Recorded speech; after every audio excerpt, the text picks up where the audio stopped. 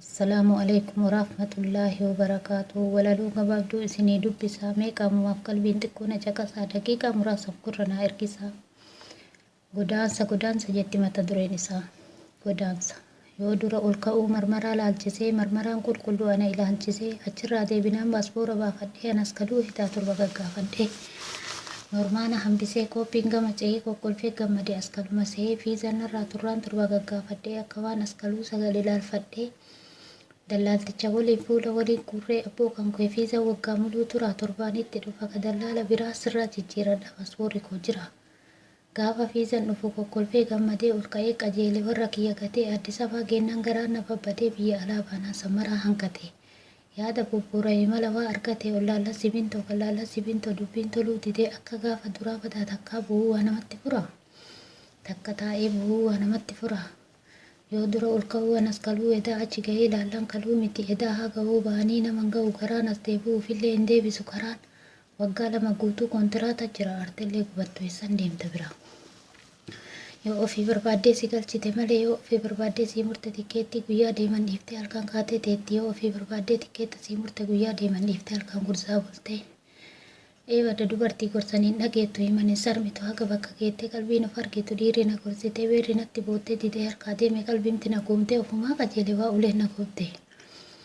Yeroo biyya kiyyaa gurrarratti warqii mormarratti callee harkarratti qubee wanna biyyaa baheef qalbii tiyya malee maaluman na hubee. Biyya annaqellee biyya qubeen harkaa biyya annaqellee biyya warqiin gurraa biyya annaqellee biyya callee mormaa haa godhatan malee shaallalli Itoophiyaa sun achi hin jiru keessi nama ormaa.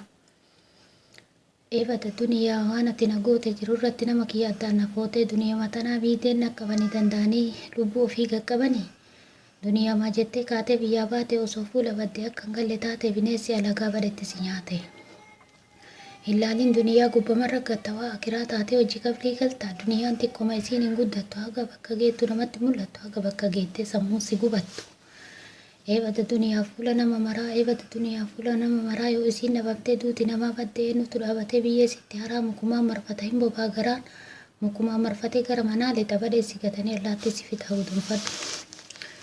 Eebada duniyaa fuula nama hundaa eebada duniyaa giftii nama guddaa yoo isii qabaate gooftaa ta'ee boona yoo isiin dhabamte dawoo ta'ee bu'a duniyaan dhabamnaan jifatan balbala yaa rabbi nu baasiyyummaa galgalaa duniyaan dhabamnaan hin dhadhaabatanii nama dunyaan qabne homuun jaalatanii. Ganda gamaa bahee waggaa 2 gahee taarika dhaga'ee ani nima ka'ee meebata caqasa haasaa callisaa osoo hin dhumu kana kan hukumu. Haati ilma gattee kaatee biraa baddee ilmoon jangalaa haati gamateetti akka yoo kokkolfaa biraa deemtu geetti.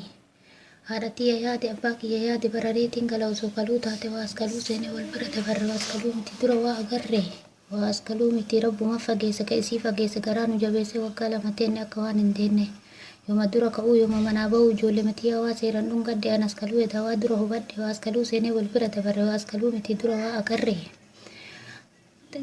Antakka waa himaa badaanaa dhagaa hanga biyya ofii maaltu namaa gahaa wallaaltu sitti himti maraattu siiti hummaan biyya ofii geettu eessa jirti. Eebada Itoophiyaa biyya jiituu ka osoo maraatti qabdeetiin si hiitu osoo wallaalte waamtee sitti himtu hummaan biyya ofii geettu hin jirtu. Yeroo biyya keetii qamadii qotatta biyya alaa baatu kan sirraa hojjetta je'an birrii kenna fuula sitti guurte ati fuula battu uleen sitti duulte afaan isii luga fuulli isii diima ilkaan isii kolfaa garaan isii diina kana ta'uun dura biyyuubattu fadhu dhagaataa kottu ofumaa gubadhu. Yeroo biyya keetii qamadii qotatta biyya alaa baatu kan sirraa hojjetta je'an birrii kenna fuula sitti guurte ati fuula battu ulee sitti duulte afaan isii luga fuulli isii diima ilkaan isii kolfaa garaan isii diina. Yeroo biyya keetii galabaa bobeessu biyya alaa ba'uun taarika odeessu haga achi geettu nama hawwisiifte achi geenna waarii nama jibbisiifte atillee jibbitu haga si dhiifte artillee bobboona si hojjisiifti. Kana ta'uun dura biyyumattu badhu dhagaataa kottu ofumaa gubadhu.